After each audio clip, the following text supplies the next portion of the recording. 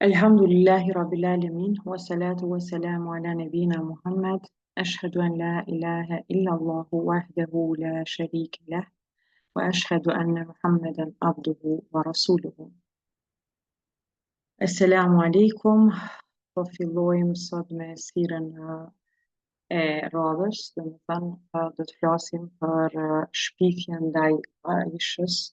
Allahu qoftë i kënaqur ndaj saj. Herën e kaluar e përmendëm pak vetëm fillimin se si ka ndodhur, që do ta përsërisim pak që të lidhem me temën. Dhe pastaj, domethënë kryesisht në këtë ligjëratë të mësojmë se çfarë ndodhi pas kësaj shpifje që ju bë nënës së besimtarëve. Pra, ashtu siç e shpjeguam edhe herën e kaluar, Aisha radiallahu anha udhtonte me pejgamberin alayhis salam në betejën e fundit që e shpjeguam, betejën e Mustalak, dhe domethënë ajo udhtonte mbi një tendë të cilën e vënë mbi deve, sepse në atë kohë pra kishin zbritur ajetet për hijab. Dhe para se të kthehen, para se të hyjnë domethënë në hyrje të Medinës, me që pejgamberi alayhis salam urdhëroi që të bëjnë kampin aty dhe të pushojnë pak, ajo largohet domethënë pak prej njerëzve në mënyrë që domethënë të për disa nevoja të veta. Dhe kur kthehet, e kupton se i ka rënë qaforja e saj, dhe kështu që kthehet prapë, domethënë largohet në atë vendin ku ishte, që ta gjej. Por ndërkohë ushtria niset dhe ajo mbetet e vetme. Tham se Aisha i arsyeton të gjithë njerëzit dhe tha me siguri ata që e kanë ngritur tendën nuk e kanë hetuar që nuk jam aty, për shkak se isha shumë e lehtë në peshë. Dhe pastaj detyrohet që të pres në të njëjtin vend, sepse e dinte që sapo të kuptonin që nuk është aty, domethënë pejgamberi alayhis salam do të kthehej ta mirte. Dhe ndërkohë flen, domethënë e merr gjumi duke pritur, kështu që kur një sahab, Safwan ibn Mu'attal, i cili kishte mbetur shumë më mbrapa se ushtria, kalon andej, habitet kur e sheh atë, dhe e vetmja fjalë sipas transmetimit që na tregon Aisha, të cilën e thotë la hawla wala quwwata illa billah, domethënë një farë çudie, po e madhron Allahun që pas ka mbetur Aisha vet. Dhe ai e sjell devën, ja kthen shpinën Aishës, domethënë Aisha hyr në deve dhe ai e merr devën dhe ngutet sa më shpejt që ta arrijë pejgamberin alayhis salam dhe karavanin. Dhe Aisha thotë se domethënë ishte njeri shumë i ndershëm, saqë asnjë fjalë nuk e foli derisa e arrin karavanin dhe pejgamberin sallallahu alaihi wasallam. Kur u kthyen domethënë në shtëpi, Aisha thotë se pas kësaj menjëherë sëmuret, domethënë sapo arrin në Medinë dhe kishte ethe e temperaturë dhe kjo nuk i ka lënë domethënë kjo gjendje gati 1 muaj të tërë. Domethënë kjo nuk kupton se çfarë po ndodh, çfarë po bëhet në qytet, domethënë se si po flitet e tjerë. Nuk e kupton që munafiqët, hipokritët, në krye me Abdullah ibn Ubej ibn Selulin, për shkak të inatit të madh që kishin, sepse Allahu subhanahu wa taala ju nxori në shesh krejt ato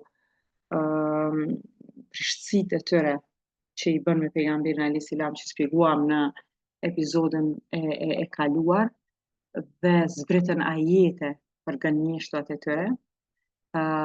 Kur e pan ashtu që po vjen Aisha me Safwanin vetëm, Domethënë mezi spritën që ta godosin pejgamberin alayhis salam tani, ashtu të me forcë që ishin prej ajeteve që kishin zbritur për ta, aty ku është pjesa më e ndihshme, pra te familja e tij.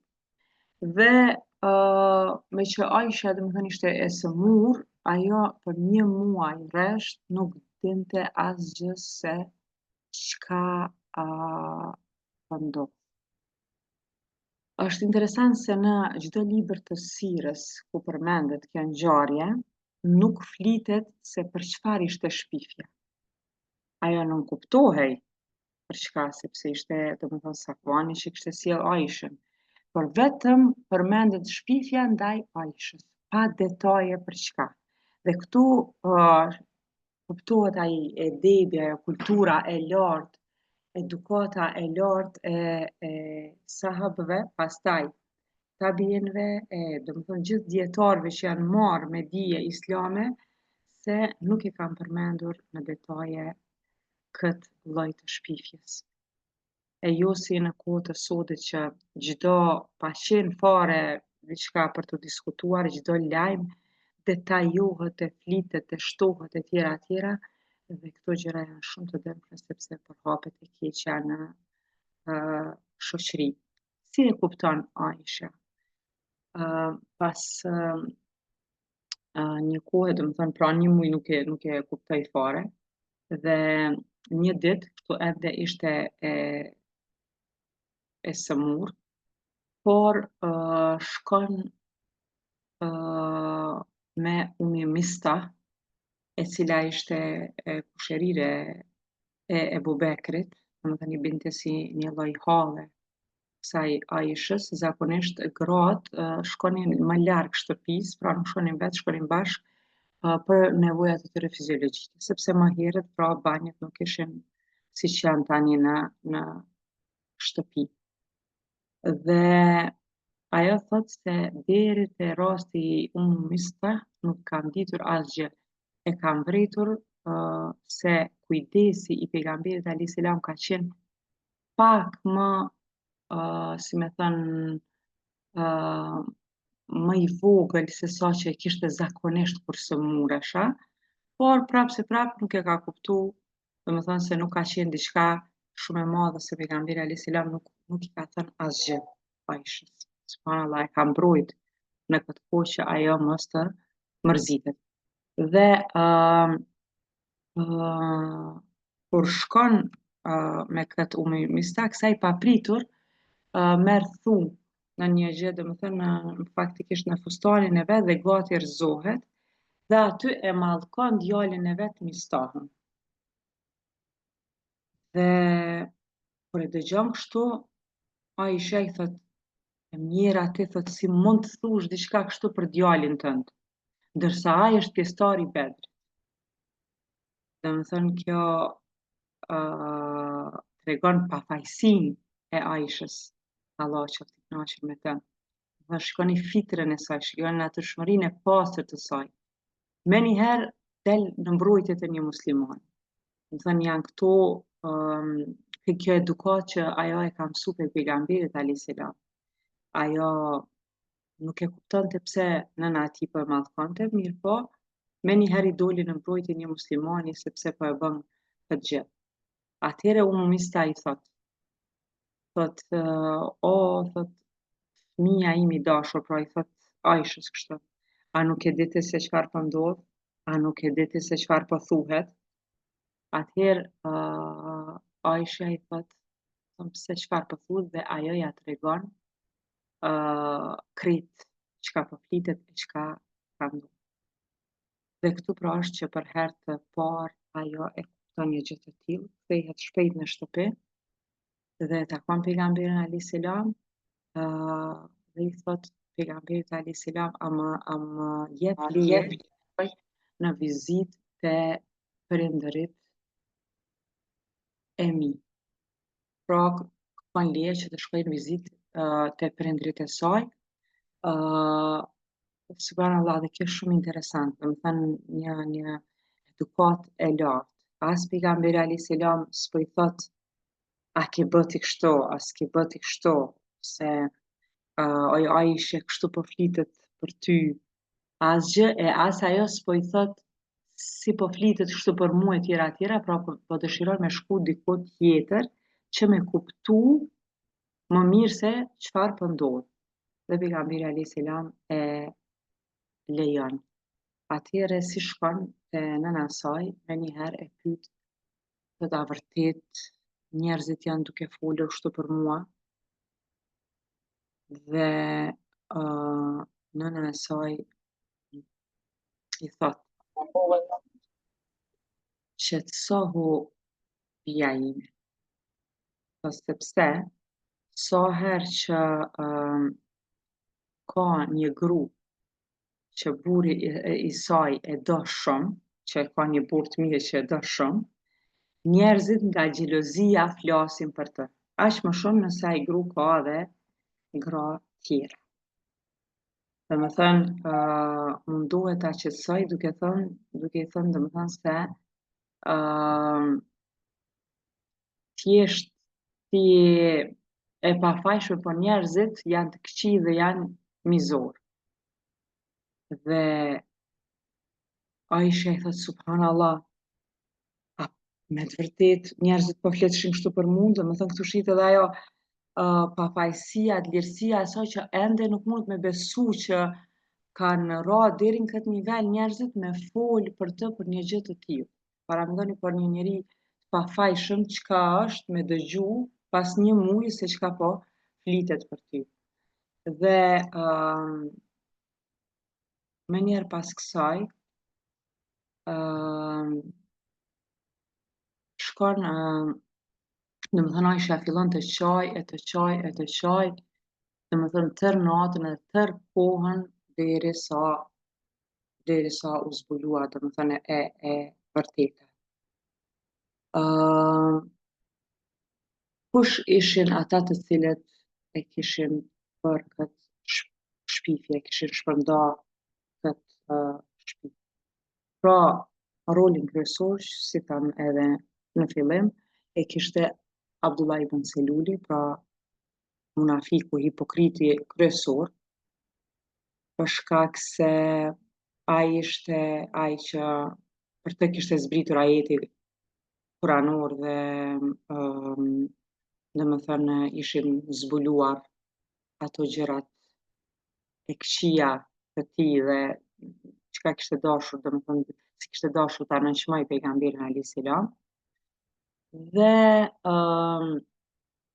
kishte, domethënë atë e kishin përkrahë edhe disa prej hipokritëve, ishte Abdullah ibn Seluli ishte i fisit Hazraq, pra ishte i Medinës, por që kemi spjeguar sa herë se janë dy fise Eus dhe Hazraq, dhe ky është i fisit Hazraq.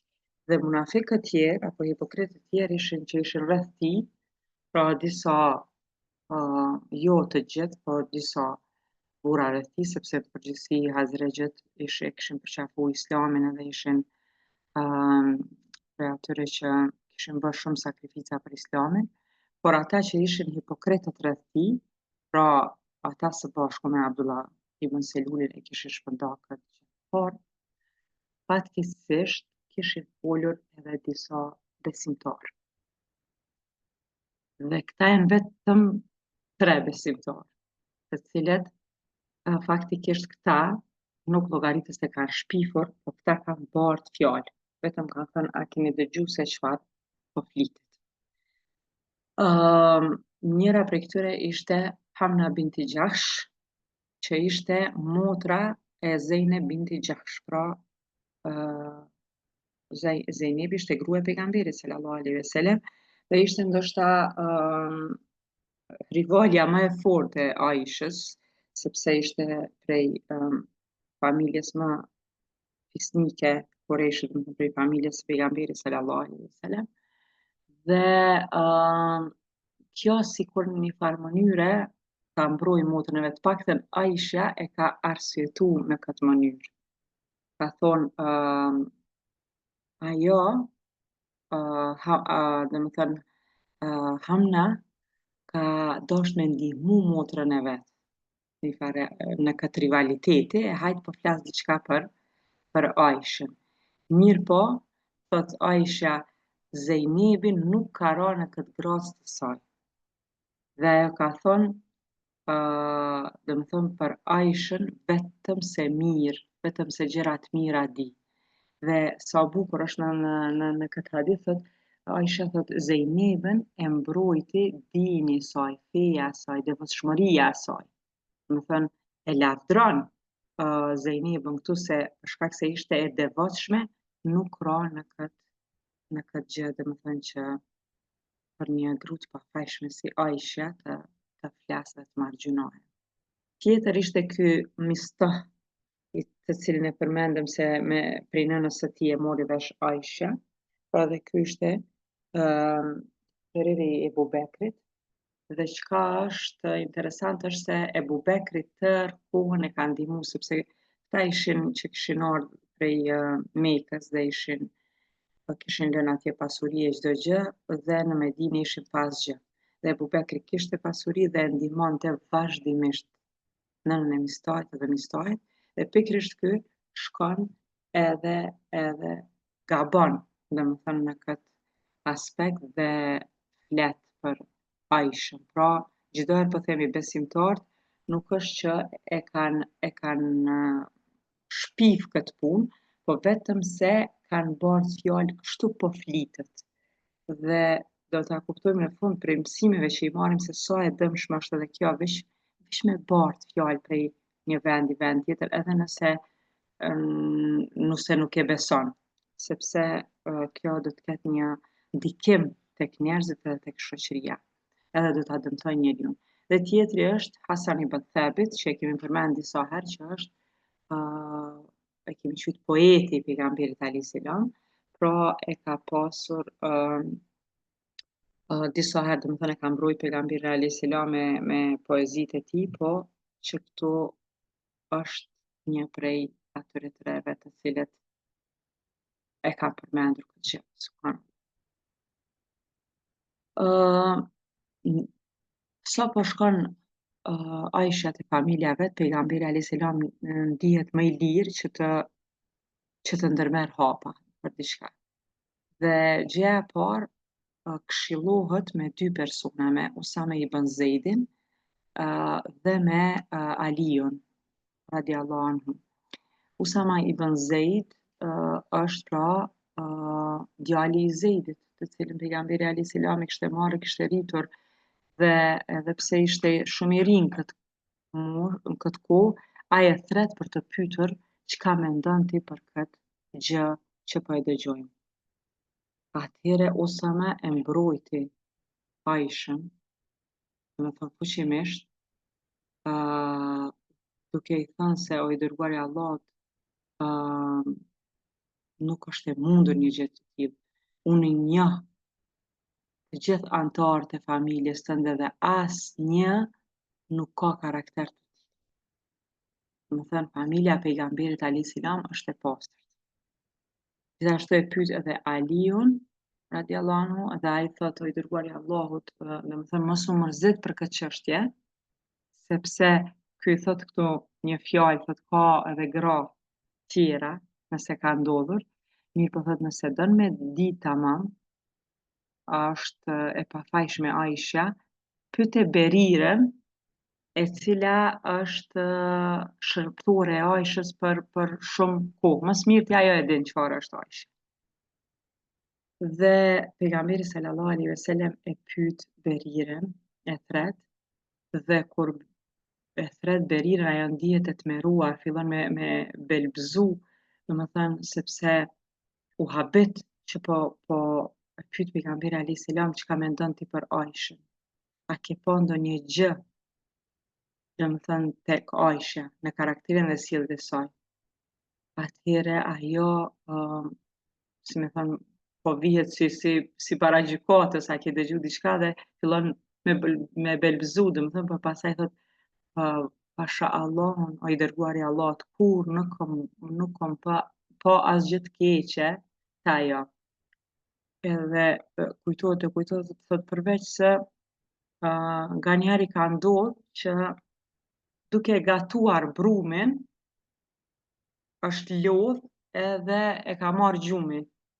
Dhe ka ndodhur që ka ardhur një dhi dhe ja ka hëngër atë brumin të cilin e ka bërë gati. Subhanallahu, kjo është edhe pak qesharake, do të thënë, po është pjesë e natyrës njerëzore që dikush me kështu kur njihet si në siklet me përshkru diçka që ndoshta është kjo keq. Do të thënë, çfarë mëkati është këtu? Ajse e ka marrë gjumi, është lodh, ka qenë e re, por që kjo tregon domethënë se s'ka pasur asnjë gjë të keqe për të thënë për Aishën, Allah qoftë i kënaqur me të. Dhe pejgamberi sallallahu alaihi wasallam i mbledh njerëzit në xhami në një takim të përgjithshëm. Sepse deri më tani, pra flitej, por pejgamberi alayhis salam asgjë nuk kishte thënë deri më tani. Dhe ju drejtohet, o ju njerëz, o ju turme besimtarë. Kam dëgjuar se dikush ma ka lënduar familjen time. Deri sot nuk di për familjen time veç se gjëra të mira dhe për këtë kanë dëshmuar edhe të tjerë. Ata flasin për një burr, për Safanin, pra Safani mbron Aishën, më thënë deri më tani veç gjëra të mira dhe për këtë kam dëshmuar edhe të tjerë. Por shikoni hapat e pejgamberit alayhis salam. Ai e din për Aishën, por i merr edhe hapa tjerë që dhe njerëz tjerë çfarë mendimi kanë për Aishën. Dhe pastaj e mbron këtë sahabiun tjetër, domethënë i cili edhe ai është në një sprovë se edhe për të po shpifet. Pra për Safanin, për të cilin nuk di veç se gjëra të mira. Ai kur nuk është ndarë prej meje. Domethënë gjithmonë e ka pasu pejgamberi alayhis salam prej që e ka pranuar Islamin. Dhe ju thot njerëzve, a më jepni leje që të marr të drejtën time nga ky burr Abdullah ibn Ubej ibn Selul. Pra kërkon leje për besimtarëve për për një gjë që ai si i dërguari i Allahut, si prisi i këtyre njerëzve, ka shumë të drejtë pa e pyetur askë, sepse ju ka bën një dëmtim familjes. Por shikoni domethënë mënyrën sepse pejgamberi alayhis salam ka ardhur për t'i mësuar njerëzit si duhet të veprojnë, çfarë duhet të bëjnë në çdo situatë, pra i bën këto hapa, flet me njerëzit, konsultohet me ta, pastaj del para turmës dhe kërkon miratimin e tyre. Mirë, po këtu ndodh një gjë interesante. Ngritet Usaid ibn Hudejri, që ishte prej prizve të fisit Eus, dhe thotë i dërguari i Allahut, sikur të ishte dikush për fisit Eus, unë e kisha kry këtë punë. Më thënë që dikush me fol për familjen tënde, unë e kisha vrarë atë. Po, masi është për fisit Hazreq, veç t'i jep ma lejen edhe unë shkoj e vrasa. Dhe kur e thot kështu, pra këtu dy fise që kemi thënë se para Islamit kanë qenë vazhdimisht në lufta, por mrekullia e Islamit i ka bashku këta. Por her pas here ato ndjenjat e xahiljetit edhe sahabët janë njerëz subhanallahu. Dhe ngritet Sa'd ibn Ubada që është i fisit Hazreq, dhe kemi thënë se krejt këtë tregim te Buhariu e tregon Aisha, sepse krejt informatat edhe që ka ndodhur me të na jep, por edhe që ka ndodhur në shoqërinë në atë kohë i ka marrë sepse aty ka qenë. Thot ngritet Sa'd ibn Ubada dhe subhanallahu këtu e shohim karakterin e Aishës prap po e mbroni musliman. Pra e pam atje që i mbrojti ata që e kanë ngrit atë tendën, tha me siguri se kanë pa që jam unë aty sepse jam e lehtë. E mbrojti këtë kushërinin e vet kur nëna e vet e mallkoi, shkak se ka fol, Mistahun. Dhe tani po e mbrojt Sa'd ibn Ubada edhe pse ka fol diçka në kundërshtim, domethënë që ka faktikisht nuk i ka mbrojt këtu Aishën, po i thot Usaidit, thot jo, ti thot nuk po e fol të vërtetën, se të kish qenë i fisit tënd, ti se kishe vrarë. po masi është i fisit tonë, ti po thu që e kishe, do më thënë, po do me vra.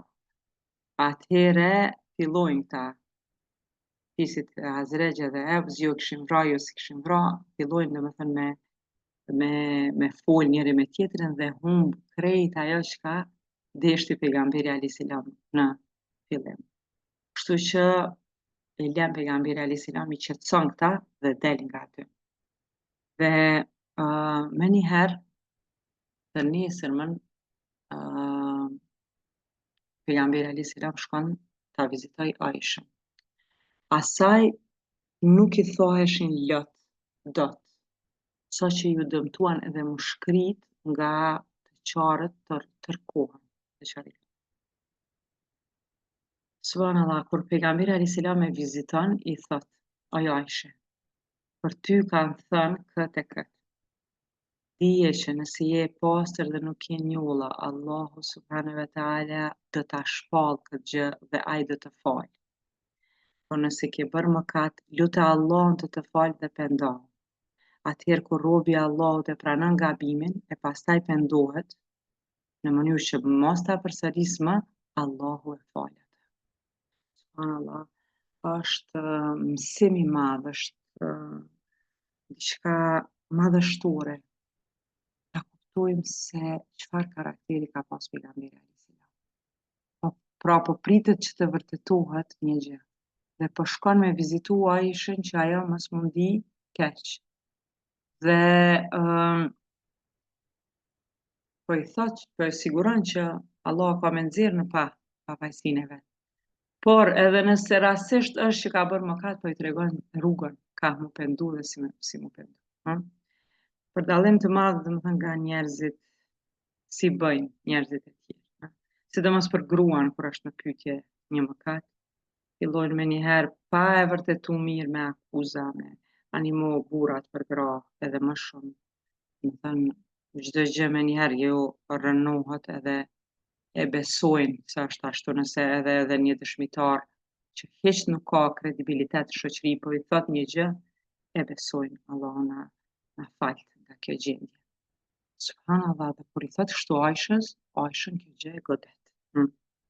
Që të të nëse ki bu, pendohu, sepse kur je i pafajshëm, edhe veç me të thënë kështu që edhe nëse ki bu pendohu, duket diçka tepër e rëndë, tepër e madhe. Dhe ajo i kthehet më njëherë nënës së saj. Dhe i thot, më mbrojti, fal diçka ti.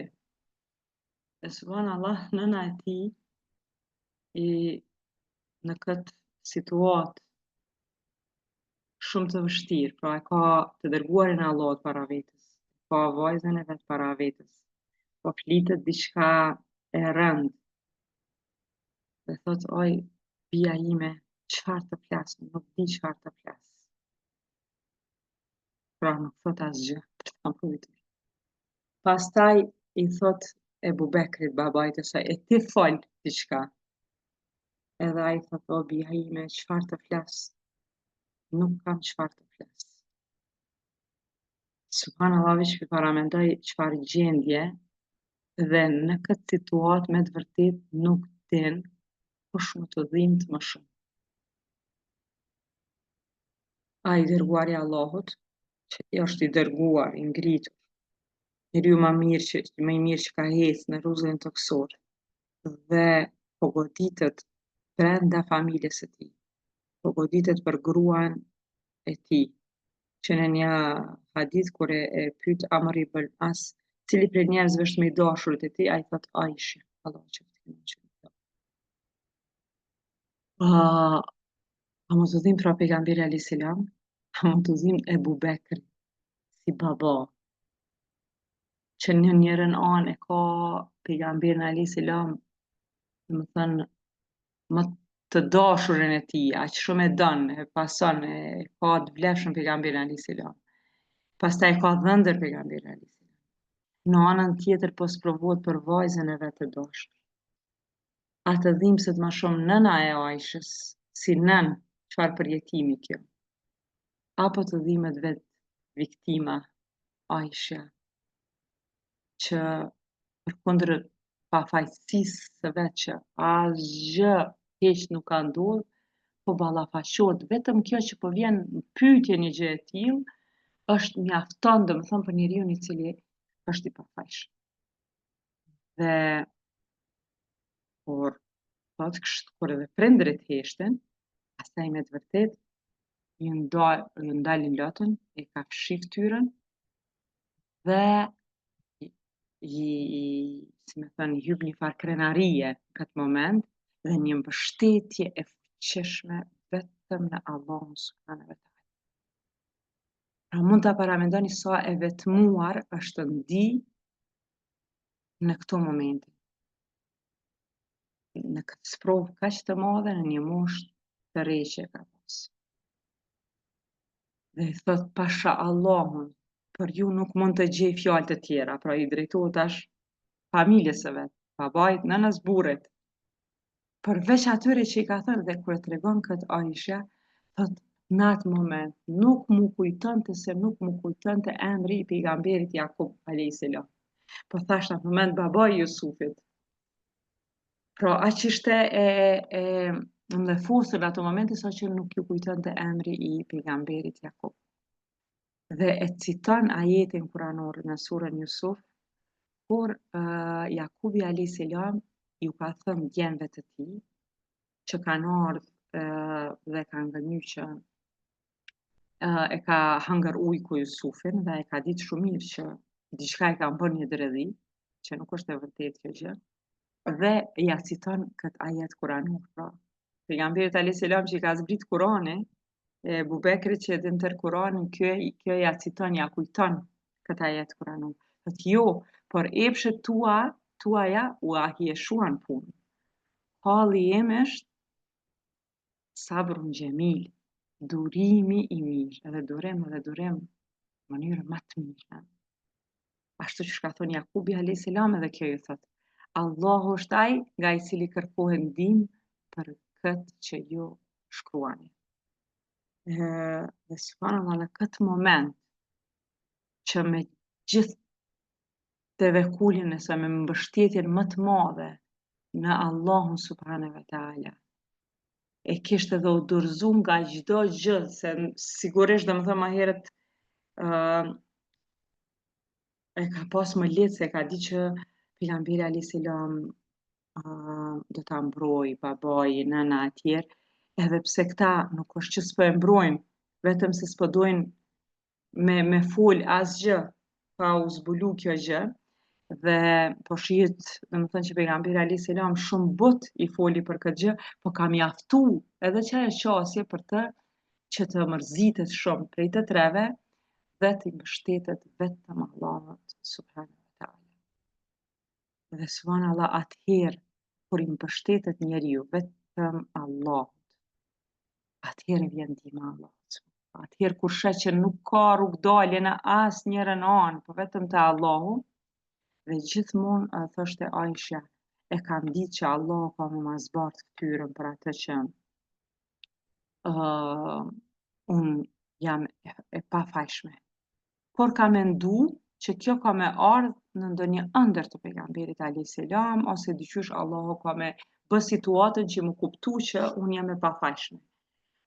Vallahi, kur nuk më ka shku mendja që Allahu ka me zbrit ajet për këtë. Subhanallah. Është diçka madhështore kjo, ha? Allahu me zbrit ajet kuranor ku me përmend pafajësinë e Aishës. Dhe ky ajet të lexohet deri në ditën e gjykimit.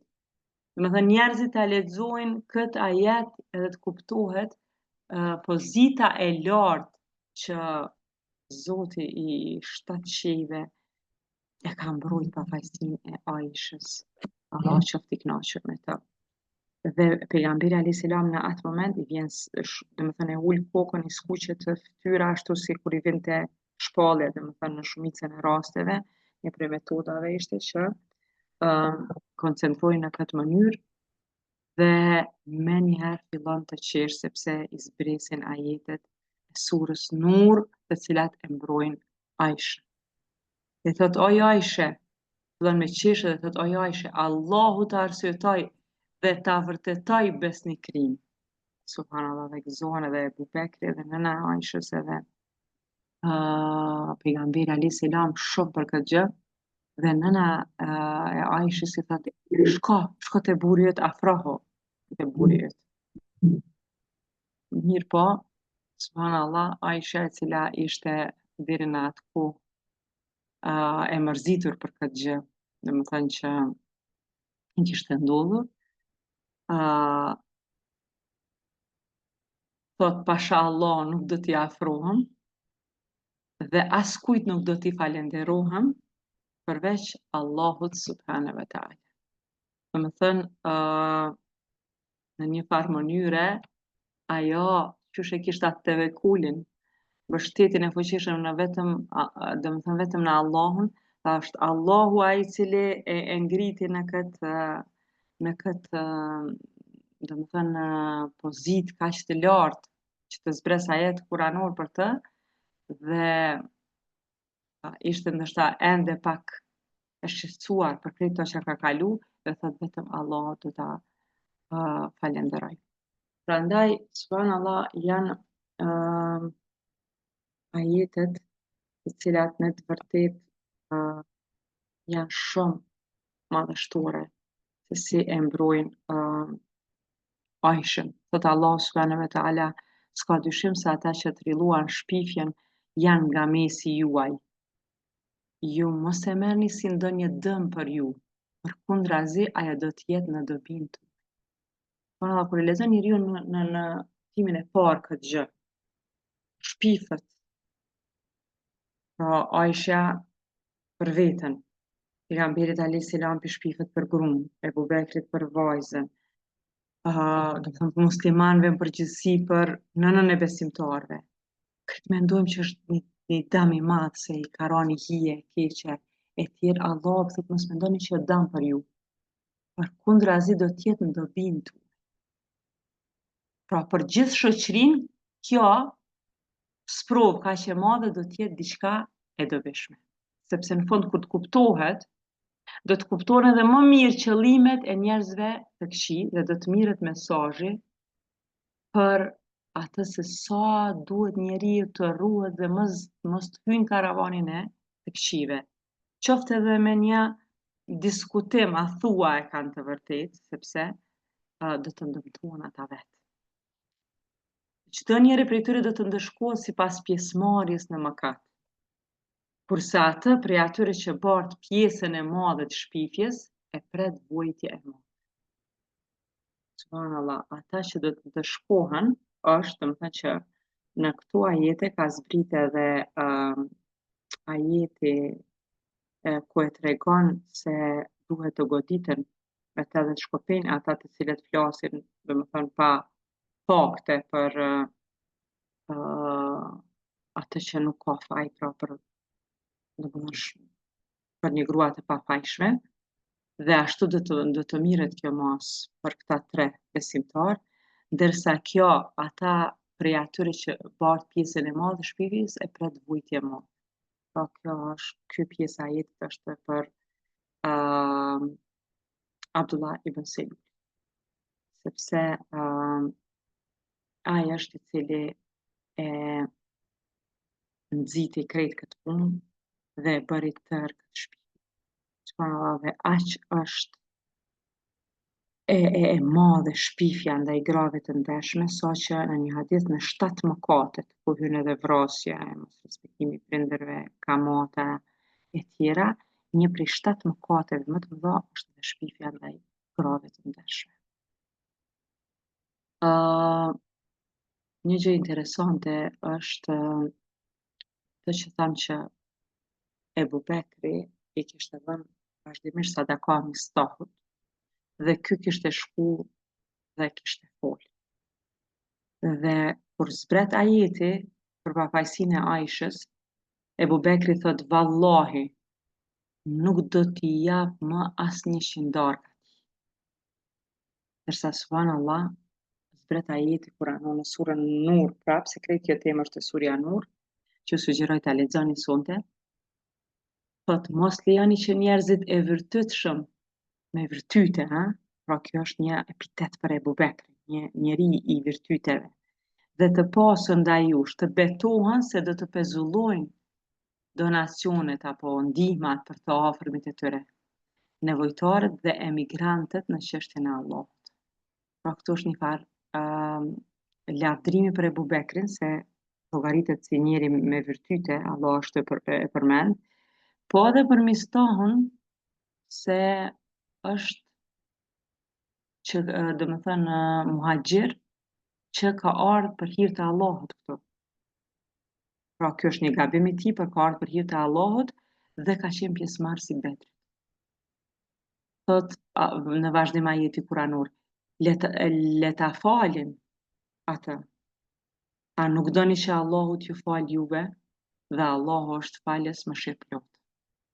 Pra një përkujtim për Ebu Bekrin që ashtu si ti që ke shef Allahu krejt me të falë, ty falë edhe ti atë.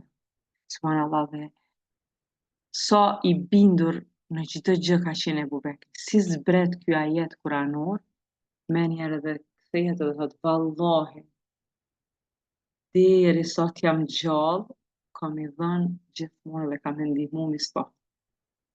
Sepse unë du që Allah të më falë mua. Subhanallahu, dhe me të vërtetë e kam mbështet me bamirësi sa ka pas jetën, sa ka pas mundësi.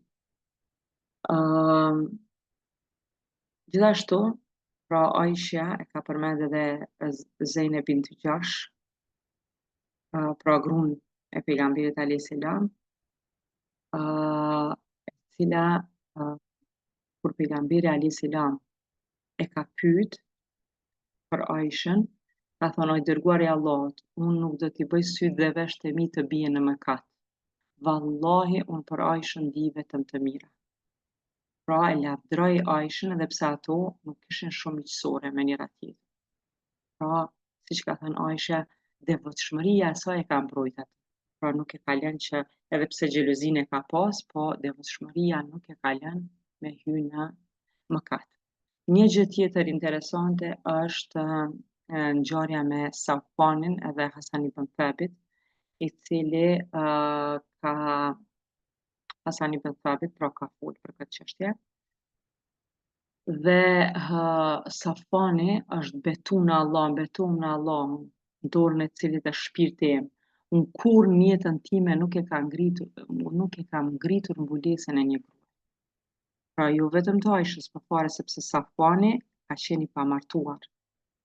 Dhe ai e tregon atë moralin e tij të lartë që asnjë grua ende, domethënë, nuk e ka parë apo lere më të bëj diçka, sepse ka jetuar në halal gjithmonë. Dhe kur e ka dëgju Safani që Hasan ibn Thabit ka bë si thashë theme, atëhere e ka marrë shpatën e tij edhe e ka godit Hasanin me tehun e saj, s'ka qenë me majë, i ka qenë i topitur, mirë po e ka godit edhe ai ka rënë tokë. Dhe fisi i Hasan ibn Thabit erdhi me sulmu Safanin, dhe ai në këtë rast e ka thënë një poezi që nuk tingëllon shumë poetike, po në një farë mënyrë ka thënë, unë nuk jam njeri që di me bë poezi, po kur më tërbohet gjaku, di vetëm t'jap goditje, domethënë në këtë mënyrë. Dhe pastaj Hasani ankohet te pejgamberi alayhis salam për këtë çfarë e paraqet këtë pejgamberi alayhis salam. Dhe subhanallahu, pejgamberi alayhis salam thotë, po Safani nuk ka pas drejt me ta bë këtë. Edhe pse ka përgojuar, edhe pse pejgamberi alayhis salam vetë është i goditur nga kjo, po tregon se kjo punë duhet me shku në mënyrë institucionale, mu vërtetu e tjera, jo Safani vetë me gjakos atë, për shkak se ai ka përgoju. Dhe këtu shihet domethënë drejtësia e Islamit. Hasani ishte fajtor, por nuk duhet të ndeshkohej jashtë sistemit të duhur. Kështu që kur Safani tash e ka marrë ligjin durrët e veta dhe ka dashur vetë me denu, ligji u rreshtu ka ana e kundërt ka Hasan ibn Thabit dhe është një fakt i marrëdhënshëm i drejtësisë islame. Do të thënë për këtë gjë është diçka tjetër. E për atë pjesën tjetër, do të thënë që ka përgoju, edhe për atë Hasani do ta merr dënimin ashtu siç është caktuar me Kur'an, po jo prej Safwanit. Një gjë tjetër interesante është Ebu Ejub el-Ansariu, i cili ka dhënë një shembull shumë të lartë, sepse kur gruaja e tij ka ardhur në shtëpi dhe asgjë më shumë s'ka thënë veç se ka thënë a ke dëgjuar, vetëm kaq. Dhe nuk ka përmend asgjë tjetër, veç a nive ti, a ke dëgju? Subhanallah, Ebu Ejubi u zemru me njëherë, edhe tha, Subhanallah, i lartësuar është Allahu. Si mund të flasim për një gjë të tillë? Kjo është një shpifje e urryer. Dhe subhanallah, zbret ajeti kuranor që e citon Ebu Ejubin. Sikur të kishe thënë kur e dëgjuat shpifjen, si të flasim për një gjë të tillë, i lavdruar qoftë Allahu, kjo është një shpifje shëmtuar, pra është ajeti 16 i surës Nur.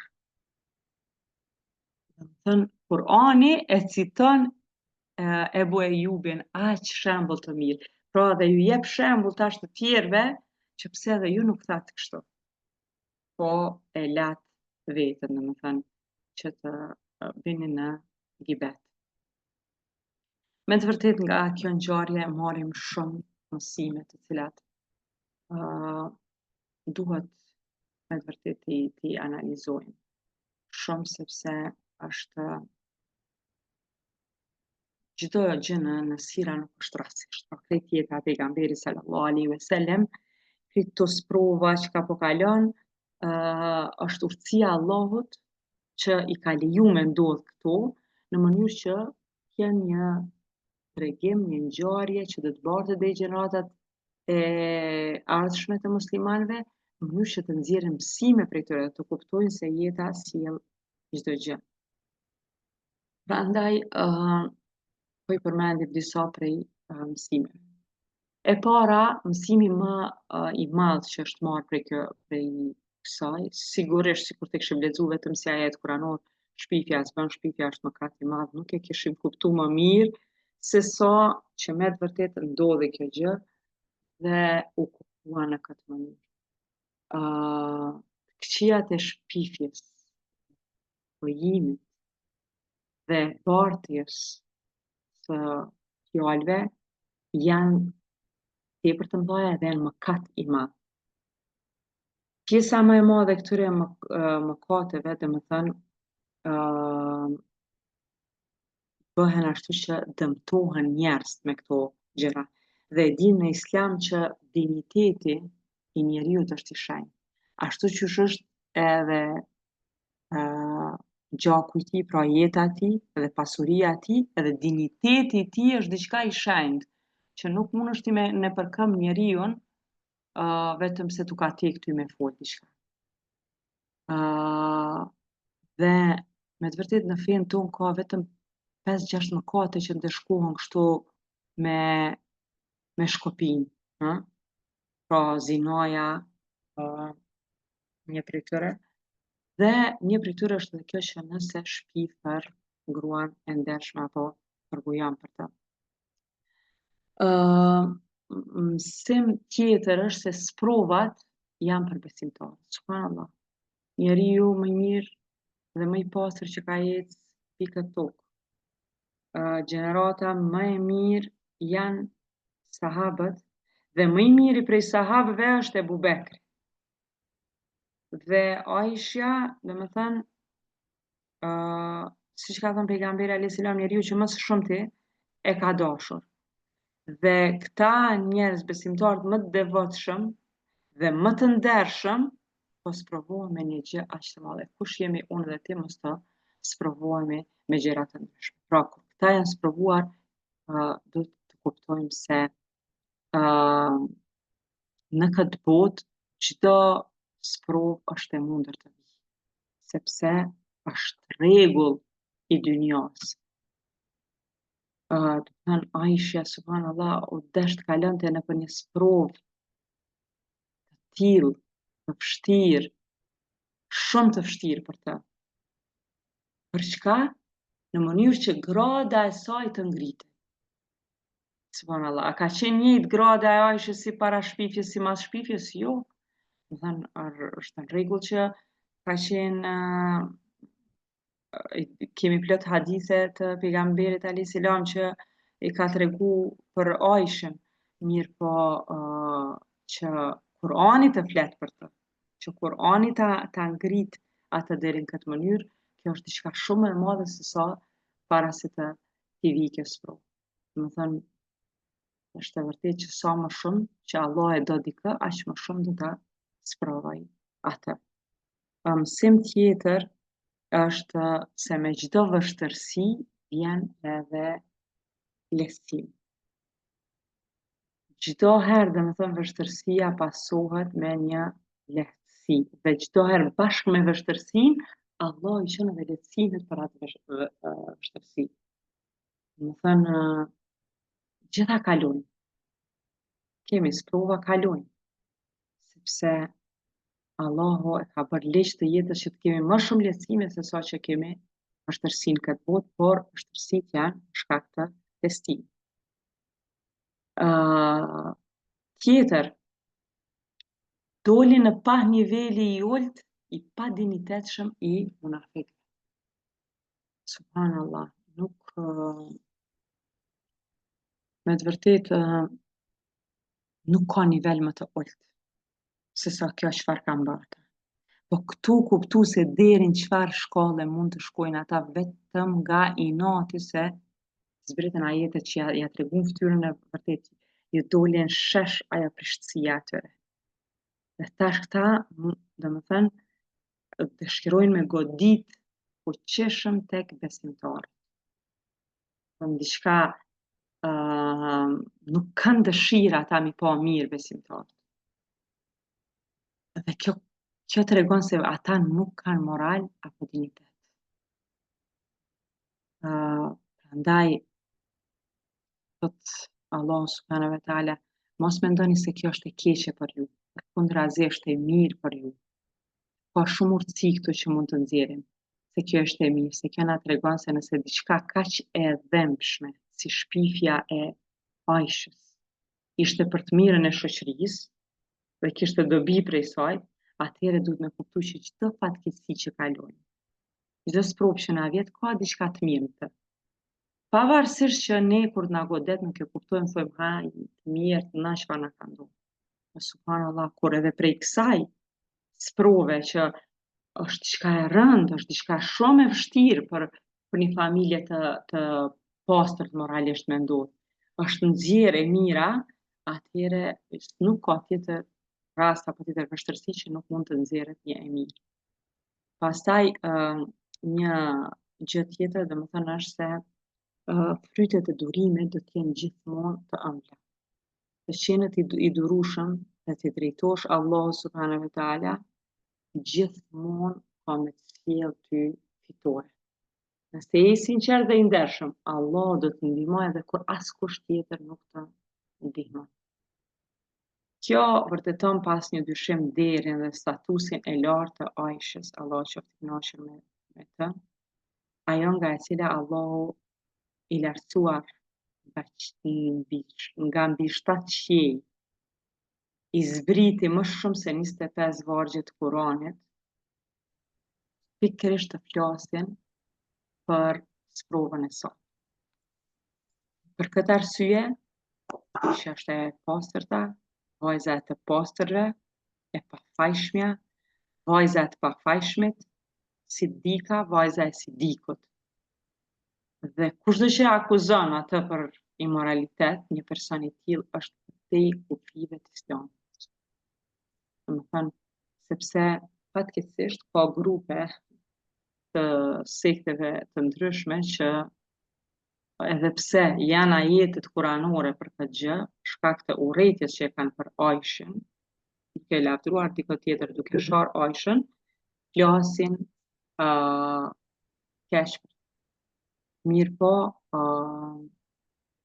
subhanallah, Allah është ai i cili e ngriti atë dhe e uli Abdullah ibn Ubejin dhe të tjerët të cilët e bën këtë shpifje dhe me këtë pra ndihma e Allahut erdhi me për pejgamberin alayhis salam sepse goditja në familjen e tij është goditje për pejgamberin sallallahu alaihi wasallam. Kjo ishte e tëra për këtë temë, domethënë shumë të ndihshme në jetën e pejgamberit alayhis salam, por që është me plot muslime. Keni si detyrë shtëpie që ta lexoni surën Nur, pra nga ajeti 11, sepse është me të vërtetë inspiruese të kuptojmë se si Allahu e ngrit dhe pastaj ju jep edhe mësim besimtarve që mos të ndodhë ky gabim asnjëherë, sepse siç thot në ajetin 23, vërtet ata që akuzojnë gratë e ndershme, besimtarët e pafajshme, janë të mallkuar në këtë botë dhe në botën tjetër, dhe ata i pret një dënim shumë i madh. Subhanallah. Allah na mbrojt nga sprovat e papërballshme, Allah na mbrojt nga të qenurit prej atyre që shpifin, që përgojojnë, që bartin fjalë dhe na mësof që çdo pjesë të jetës së pejgamberit alayhis salam të dalim me mësime prej kësaj pjese dhe ta zbatojmë atë në jetë. Walhamdulillahi rabbil alamin, wassalatu wassalamu ala nabina Muhammed. Atëherë, assalamu alaikum motra, miru pafshim në ligjëratën e radhës.